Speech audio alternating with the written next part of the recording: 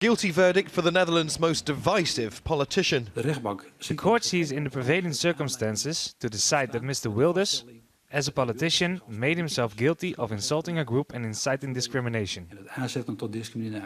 But the court dismissed the prosecution's request to impose a $5,500 fine. The charges relate to these comments that he made about Moroccans to supporters in 2014. Willen jullie in deze stad en in Nederland meer of minder Marokkanen?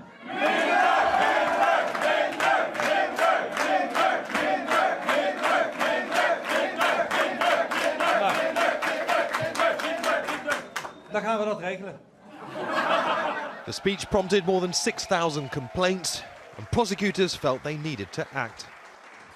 Wilders, who wasn't present at the verdict, immediately gave notice that he would appeal the conviction. I still cannot believe it, but I have just been convicted. He quickly released this video on social media in both Dutch and English. And I have a message for the judges who convicted me.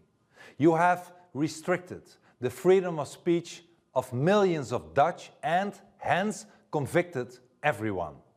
No one trusts you anymore. He's one of the country's most controversial politicians, but also one of its most media savvy. He knows all too well that he's riding something of a wave of right-wing populism that's emerging across the continent.